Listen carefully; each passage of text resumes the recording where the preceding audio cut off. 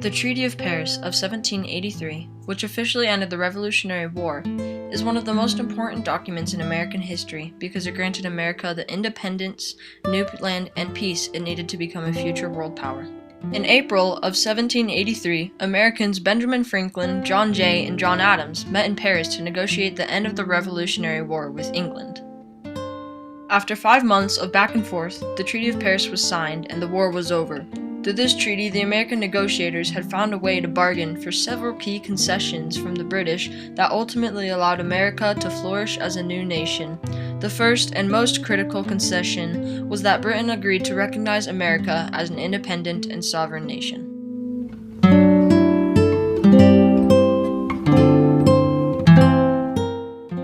To understand just how bad life under British rule had gotten, go back about 20 years to the First Treaty of Paris in 1763. The British had just defeated the French in the French and Indian War and the 7 Years' War. Great Britain almost doubled their land in North America and now had to worry about how they were going to manage it. Britain had always feared the colonists would not stay loyal to the crown, being so far away from England. Their approach, therefore, had always been to keep the colonists under their thumb through constant supervision by English authorities and by enforcing heavy taxes to keep them from accumulating their own wealth. Great Britain, who was so economically damaged from the war, would not have been able to keep control of the colonists. This would have been nearly impossible for Britain, so they decided to put even more pressure on the colonists through the Royal Proclamation of 1763. England defined a hard geographical boundary for the 13 colonies at the Appalachian Mountains. Migration west of this was prohibited and punishable by law. The English also set up many new laws to try and increase taxes on the Americans and control their financial system.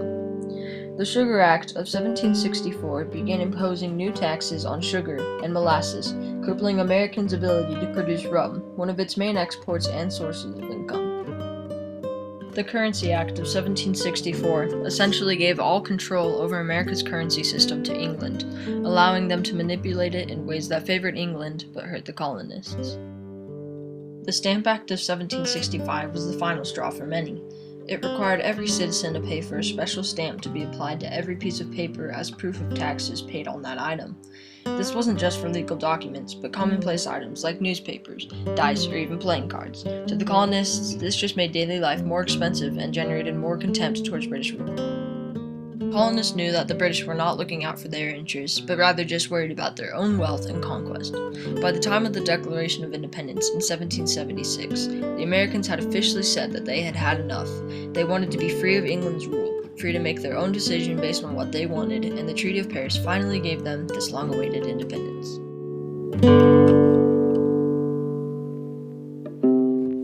The second great concession in the Treaty of Paris was that the Americans now owned the land west of the 13 colonies, all the way to the Mississippi River.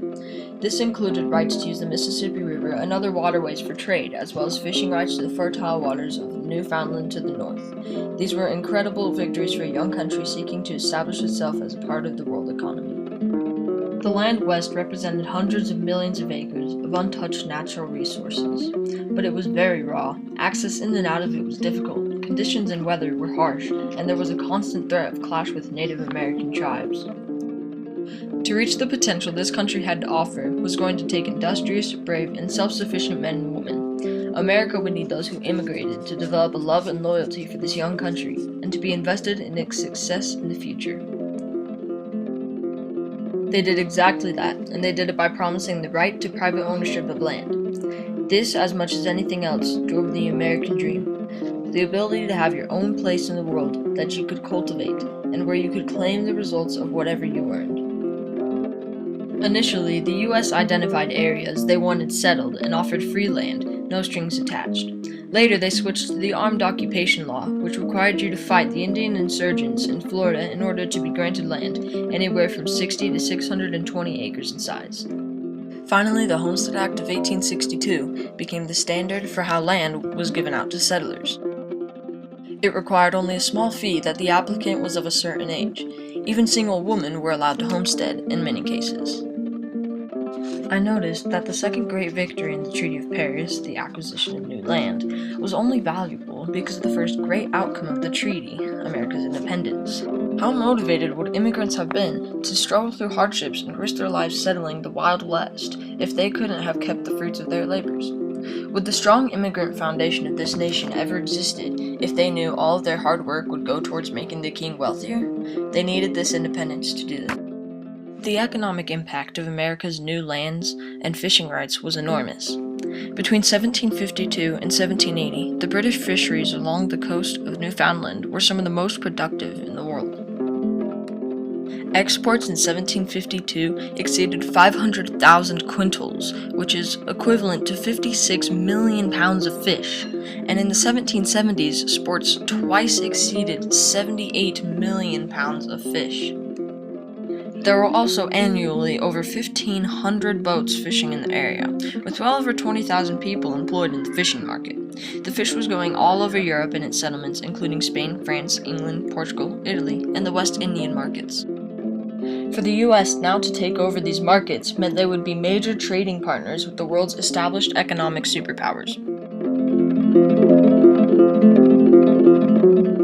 The third and final key outcome of the Treaty of Paris was peace from ongoing war. The Revolutionary War had gone on for 8 long years and at a huge cost to a very young nation. First was the cost of human lives. There were nearly 150,000 deaths, and almost all were young to middle-aged, physically capable men. Add to that another 80,000 loyalists among the colonists who decided to leave America to move back to England. That's roughly 3% of the US population at that time. On top of this loss of manpower, the Americans were in a sizable amount of debt with the rising inflation. It's estimated that they spent roughly $115 million on the war. This was caused by the fact that after the war, Britain no longer allowed American ships into their harbors or those of their colonies, like the British West Indies. These had been previously very lucrative markets for the US. To give some perspective, in the first few years following the war, the US GDP, or Gross Domestic Product, fell sharply, 46% lower than it was in the early 1770s. This decline is similar to the 48% drop during the Great Depression. But peace not only brought the Americans time to breathe economically, but it was the foundation for the American dream that so many believed in. Recall the famous lines of the Declaration of Independence. We hold these truths to be self-evident, that all men are created equal, and they are endowed by their Creator with certain unalienable rights, that among these are life, liberty, and the pursuit of happiness. When war exists, there can be no freedom of choice. One's choice is made for them, either occupy all their time and resources in fighting, or else lose what they already have. Peace is what allowed the Americans to start focusing on the guiding moral principles of this country, losing themselves in industrious living and building something bigger than themselves that they hoped would stand the test of time. The Treaty of Paris was signed on September 3, 1783, and will forever be known as the most important document in American history.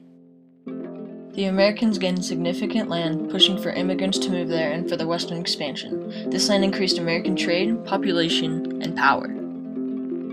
The Americans also gained peace from this treaty, ending the war.